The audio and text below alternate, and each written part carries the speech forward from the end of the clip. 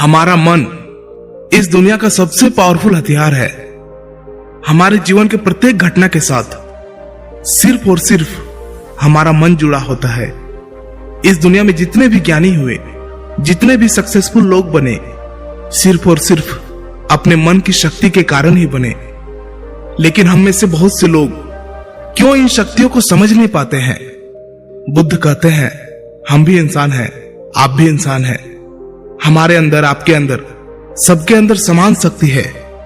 लेकिन क्यों हम उसे समझ नहीं पाते हैं? जो इन शक्तियों को समझ गया वह ज्ञानी बन गया। जो अपने मन की शक्तियों को संग्रह करना सीख लिया, उसके लिए उसका जीवन आसान हो जाता है। वह अपने जीवन में जो कुछ भी चाहता है उसे वह पा लेता है। गौतम बुद्ध कहते हैं कि सभी में बुद्ध बनने की योग्यता है, क्योंकि वह जानते हैं कि शक्ति वो हर इंसान में मौजूद है। लेकिन उस शक्ति का सही उपयोग हम नहीं कर पाते हैं। कुछ शक्तियों का उपयोग हम कर लेते हैं और कुछ शक्तियों को हम व्यर्थ में ही छोड़ देते हैं। आइए इसे एक छोटी सी कहानी से समझते हैं। इस कहानी को अंत तक जरूर समझना। अगर आपने इसे समझ लिया तो आप अपने जीवन में अपने मन के द्वारा, अपने मन की शक्तियों के द्वारा बहुत कुछ कर सकते हैं, बहुत कुछ पा सकते हैं। एक गुरु का शिष्य अपने गुरु की तरह बनना चाहता था। गुरु भी अपने उस शिष्य को अपने से महान बनना देखना चाहते थे, इसलिए उन्होंने हर तरह की शिक्षा उसे दी। लेकिन शिष्य को बहुत ही जल्द बहुत कुछ बनना था। शिष्य को हमेशा लगता था कि गुरु उसे सब कुछ नहीं बता रहे हैं, जिस कारण वो सफल नहीं हो पा रहा है। तब उसने सोचा, क्यों ना मैं गुरु का पीछा करूं। वो दिन भर क्या क्या करते हैं, क्यों ना मैं उन्हें देखूं। तब से वे छुप छुप कर गुरुदेव को देखने लगे। सुबह उठने से लेकर शाम तक गुरु क्या क्या करते थे, कहां जाते थे, कैसे ध्यान करते थे, कैसे भोजन करते थे, क्या बोलते थे, किस तरह चलते थे, ये सभी चीजें उनका शिष्य उसे छुप छुप कर देखने लगा। और वह भी वही सब कुछ करने लगा जो उसके गुरु दिनचर्या में करते थे। एक दिन गुरु ने सुबह देखा कि उनका शिष्य उनके साथ साथ चल रहा है। वह भी उस नदी में नहाया जहां पर गुरुदेव नहा रहे थे। वह भी उस चट्टान पर पहुंचा जहां पर बैठकर गुरुदेव ध्यान करते थे। और गुरु के चट्टान पर बैठने से पहले ही वह उस चट्टान पर बैठ गया और ध्यान करने लगा।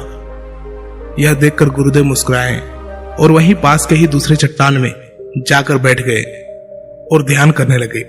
शिष्य ने सोचा कि गुरुदेव कुछ कहेंगे, लेकिन किसी की आवाज ना आते देख उसने अपनी आंखें खोलकर देखा। फिर उसने सोचा कि शायद गुरुदेव महीने में किसी एक दिन उस दूसरे चट्टान पर बैठकर ध्यान करते हैं। शिष्य की ये हरकतों को देखकर गुरु को पता चल गया था कि उनका शिष्य उनके तरह बनने के लिए उनका नकल कर रहा है। तब एक दिन गुरु एक पेड़ के डाल पर बैठकर सो गए। शिष्य ने सोचा शायद रात में पेड़ के डाल पर सोने से कुछ प्रभाव पड़ता होगा, इसीलिए गुरुदेव वहां पर सोए हैं। और वह भी उसी पेड़ की दूसरी डाल पर जाकर सो गया। रात को कुछ गिरने की आवाज आई। आवाज सुनकर गुरुदेव की आंखें खुली तो उन्होंने देखा कि नीचे जमीन पर उनका शिष्य गिरा हुआ है और वह चिल्ला रहा है। उन्होंने शिष्य को उठाया और कहा कि जब भी तुम बिना सोचे समझे किसी दूसरे के राह पर चलते हो या उसकी नकल करने की कोशिश करते हो, तब तुम ऐसे ही गिरोगे जैसे आज गिरे हो। शिष्य ने कहा, गुरुदेव मैं तो सिर्फ आपकी तरह बनने की कोशिश कर रहा था। गुरु ने कहा कि तुम अगर बंदर की तरह नकल करने लगोगे तो हो सकता है कि बहुत प्रयासों के बाद हर काम करने लगो जो बंदर करते हैं। पर क्या इंसान होने के बावजूद बंदर होना उचित होगा? शिष्य ने कहा, नहीं गुरुदेव, इंसान बनना ही ज्यादा उचित है। लेकिन गुरुदेव मैं अपने मकसद में कैसे सफल बन सकता हूं? मैं कैसे अपने आप को जान सकता हूं, पहचान सकता हूं? मैं तो बस यह देख रहा था कि आप क्या करते हैं, शायद उससे मुझे कोई रास्ता मिल जाए। गुरु ने कहा, जिस प्रकार शरीर को चलाने के लिए भोजन की आवश्यकता होती है। भोजन अगर शुद्ध है तो शरीर में शक्ति भी शुद्ध होती है। हमारा शरीर स्वस्थ रहता है, शक्तिशाली रहता है, बलवान रहता है।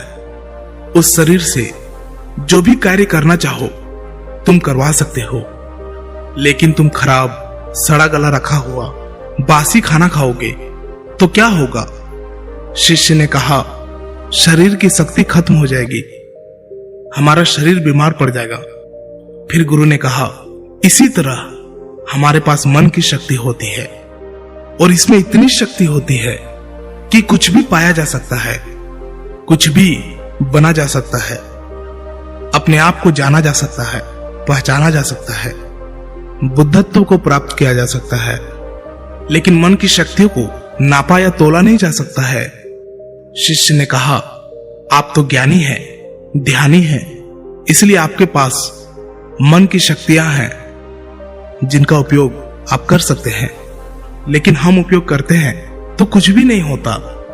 गुरु ने कहा, शक्ति तो तुम्हारे पास भी है और उतनी ही है जितनी मेरे पास है या किसी और के पास है।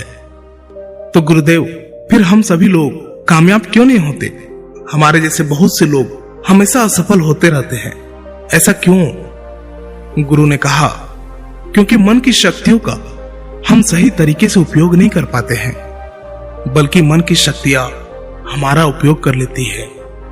शिष्य ने कहा, क्या आप मेरे मन की शक्तियां दिखा सकते हैं? क्योंकि मैं इसे समझ नहीं पा रहा हूं। गुरुदेव बोले, हाँ बिल्कुल, मैं बिल्कुल दिखा सकता हूं, पर इसके लिए तुम्हें मेरा एक काम करना होगा।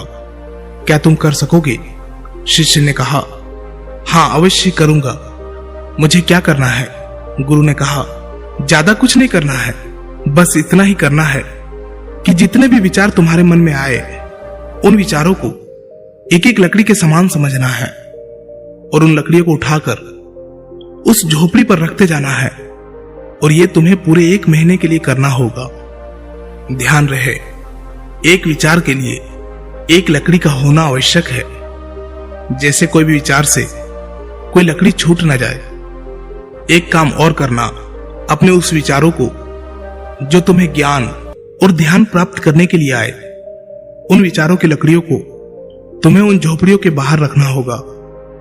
शिष्य ने कहा, जो आज्ञा गुरुदेव, आप जैसे कह रहे हैं मैं वैसा ही करूंगा। और शिष्य ने विचारों को देखना और उन विचारों से लकड़ियों को उठाकर झोपड़ी में रखना शुरू कर दिया। धीरे धीरे 1 महीना बीत गया और शिष्य पूरा 1 महीना बीतने के बाद शिष्य गुरु के पास गया और बोला, गुरुदेव, 1 महीना हो चुका है, जैसा आपने कहा था मैंने बिल्कुल वैसा ही किया है। अब आप मुझे मेरे मन की शक्तियों को दिखाएं। गुरु शिष्य के साथ उस झोपड़ी पर पहुंचे। गुरु ने देखा कि पूरी झोपड़ी छोटी छोटी लकड़ियों से भर गई है, यहां तक कि कुछ लकड़ियां बाहर भी गिरी हुई है। गुरु ने कहा, वह लकड़ियां कहां हैं जो तुम्हारे ज्ञान और ध्यान के विचारों की है? शिष्य ने बाहर पड़ी कुछ लकड़ियों को लाकर गुरुदेव को दिया और बोला, यह वही लकड़ियां है। गुरु ने उस लकड़ियों को गिनने के लिए कहा। जब शिष्य ने ज्ञान और ध्यान की लकड़ियों को गिना तो वो 26 लकड़ियां पाया। गुरु ने कहा, बस तुम्हें एक काम और करना है, यह काम बहुत छोटा सा है, क्या तुम कर सकोगे? शिष्य ने कहा, जी गुरुदेव, आप जो कहेंगे मैं जरूर करूंगा, बताइए मुझे क्या करना है। गुरु बोले, ये जो लकड़ियां तुमने इकट्ठे किए हैं इसे एक साथ बांधकर उस नदी में फेंक कर आओ। गुरु की ये बात सुनकर शिष्य घबरा गया और बोला, गुरुदेव, ये कैसे हो सकता है? इतने लकड़ियों का भार मैं कैसे उठा पाऊंगा? गुरु बोले, क्यों नहीं उठा पाओगे?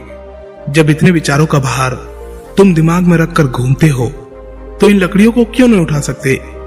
शिष्य ने कहा, लेकिन गुरुदेव, विचारों में तो वजन नहीं होता। गुरु बोले, विचारों में भी वजन होता है। देखो, तुम्हारे बेकार के विचारों के नीचे तुम्हारे मकसद के विचार, ध्यान और ज्ञान के विचार कितने हैं? तुमने अपने मन की सारी शक्तियां इन बेकार के विचारों में लगा दी है। जो झोपड़ी में भरी पड़ी है और केवल 26 लकड़ियों के साथ ही तुम ध्यान और ज्ञान को पाना चाहते हो। शिष्य ने कहा, आप ठीक कह रहे हैं गुरुदेव, पर मैं अब क्या करूं? गुरु ने कहा, तुम अभी अपने ज्ञान और ध्यान की ओर बढ़ना चाहते हो और यही तुम्हारा लक्ष्य है, तो इन बेकार के विचारों को नदी में बहा दो। शिष्य ने कहा, लेकिन गुरुदेव, इतनी सारी लकड़ियों को मैं सर पर नहीं उठा पाऊंगा। गुरु ने मुस्कुराते हुए कहा, तो एक एक करके इसे फेंक दो। 1 महीने में, 2 महीने में, जितना भी समय लगे लगाओ, लेकिन अपने सर से, अपने मन से इन बेकार के विचारों को फेंक डालो। याद रहे, एक विचार छूटने पर नदी में सिर्फ एक ही लकड़ी फेंकना है। शिष्य ने जिन लकड़ियों को 1 महीना में इकट्ठा कर लिया था, उसे फेंकने में 3 साल लग गए। एक विचार छोड़ने पर वह एक लकड़ी नदी में फेंक देता। अब उसके पास केवल 26 लकड़ियां ही बची थी, जो उसके ध्यान और ज्ञान की थी। उसके पूरे मन की शक्ति ध्यान और ज्ञान पर लगी हुई थी। कोई भी बेकार के विचार उसके मन में नहीं था।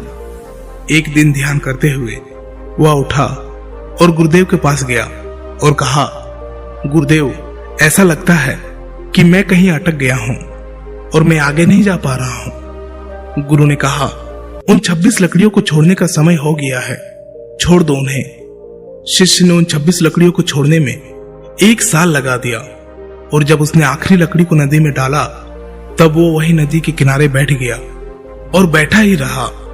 गुरु ने अपने शिष्य को नदी के किनारे ढूंढते हुए वहां पहुंचे। गुरु शिष्य को देखकर वह जान गए कि वह संपूर्ण शक्ति में खेल रहा है। शिष्य ने गुरु की ओर देखा और दोनों ही एक दूसरे की ओर देखते हुए बिना कुछ कहे वापस चले गए। हमें भी अपने जीवन में मन की शक्तियों का उपयोग करना सीखना चाहिए। अगर हमने ऐसा कर लिया तो हम जीवन में वो सभी असंभव काम, जो कुछ भी हम पाना चाहते हैं, हम उसे पा सकते हैं। हमारी शक्ति हजारों लाखों विचारों के रूप में हमारे मन में बिखरी पड़ी है। इसमें कुछ अच्छे विचार भी है, कुछ बुरे विचार भी है। बस हमें अपने अच्छे विचारों को पकड़ना है। अगर हम अच्छे विचारों को नहीं पकड़ेंगे तो बुरे विचार तुरंत ही हमारे पर असर डालने लगेगा और हम नकारात्मकता की ओर, नेगेटिव एनवायरनमेंट की ओर बढ़ते चले जाएंगे। इसलिए भगवान बुद्ध बोलते हैं कि जब भी आपके मन में अच्छे विचार आए, उसे तुरंत पकड़े, उन विचारों पर तुरंत काम करना प्रारंभ कर दे। मन की शक्तियों का उपयोग करना बहुत ही सरल है। बस आपको उतना ही करना है जो आपको सबसे ज्यादा सटीक लगे। लेकिन हम एक काम के साथ हजारों कामों को करने लगते हैं और उसी में हम डिस्ट्रैक्ट भी हो जाते हैं, हम विचलित भी हो जाते हैं और इस वजह से हमारे मन की सारी शक्तियां बिखर जाती है। इसीलिए आप किस काम के लिए बने हैं उसे समझे।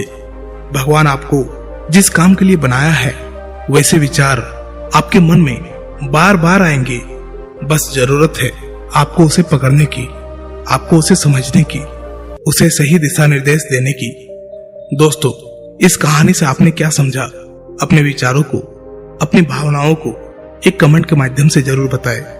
क्या पता आपके एक कमेंट से किसी का जीवन बदल जाए। धन्यवाद।